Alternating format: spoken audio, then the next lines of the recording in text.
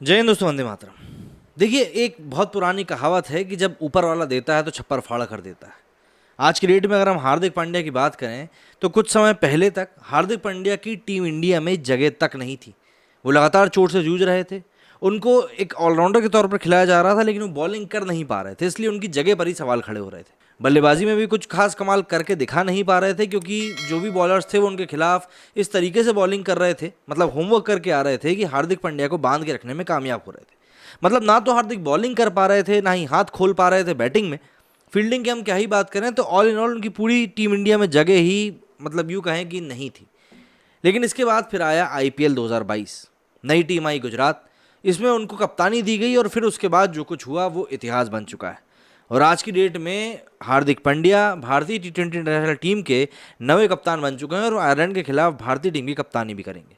इसको लेकर हार्दिक पांड्या ने कहा है कि इससे ज़्यादा अच्छा मोड़ कोई ज़िंदगी ले नहीं सकती। जरा समझते हैं उन्होंने क्या कुछ कहा है अपने इस पूरे इंटरव्यू में। हार्दिक पांड्या ने क्रिकेट मैदान में दोबारा धमाकेदार वापसी करी है। उनकी कप्तानी में गुजरात टाइटंस ने डेब्यू सीजन में ही आईपीएल की ट्रॉफी जीतने का कारनामा किया। पांड्या ने सिर्फ कप्तानी में ही कमाल नहीं दिखाया, बल्कि लीग के सीजन में वो सबसे ज़्यादा रन बनाने वाले चौथे बल्लेबाज रहे। उन्होंने 15 मैचों में 487 रन ठोके। इसी प्रदर्शन के दम पर उनकी दक्षिण अफ्रीका के खिलाफ टी20 सीरीज में टीम इंडिया में वापसी हुई। उन्हें सीरीज के लिए टीम का उपकप्तान बनाया गया है और इससे ही बड़ी जिम्मेदारी अब उनको आयरलैंड के दौरे पर दी गई। वो इस दौरे पर टीम इंडिया के कप्तान होंगे और भारत को आयरलैंड के खिलाफ 2 टी20 मैच खेलने हैं, उसमें वो कप्तानी करेंगे। अब हार्दिक पांड्या ने टीम इंडिया की कप्तानी मिलने पर पहला रिएक्शन दिया है। हार्दिक ने स्टार स्पोर्ट्स से खास बातचीत में कहा कि मुझे दक्षिण अफ्रीका सीरीज शुरू होने से के वक्त ही ये जिम्मेदारी मिलने की बात पता चल गई थी। यकीनन अपने देश का नेतृत्व करना हमेशा एक सम्मान की बात होती है। किसने 7 महीने पहले सोचा होगा कि ऐसा कुछ होगा, लेकिन ज़िंदगी बदलती रहती है। अगर आपके पास सही दिमाग है और कड़ी मेहनत करते हैं तो ये बहुत कुछ बदल सकती है। पांड्या ने इस बातचीत के दौरान आईपीएल 2022 से पहले के 6 महीनों का भी जिक्र किया और ये कहा कि इस दौरान मैं अपने पुराने रंग में लौटना चाहता था। उनका इशारा उस चोट लगने से पहले के समय की तरफ था, जिसके कारण उन्हें मैदान से 6 महीने बाहर रहना पड़ा था।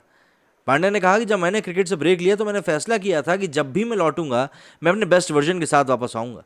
आईपीएल में गुजरात टाइटंस का चैंपियन बनना, मुझे टीम इंडिया का कप्तान बनाया जाना सिर्फ इस प्रोसेस का एक हिस्सा भर है, जिसका मैंने टीम इंडिया में वापसी के लिए पालन किया। जो चीज़ें पहले हुई थी, मैंने फैसला किया कि मैं अपने पुराने रूप में लौटना चाहता हूँ, जो फिट था, जो बल्लेबाजी अच्छे से करता था, गेंदबाजी के साथ फील्डिंग भी करता था।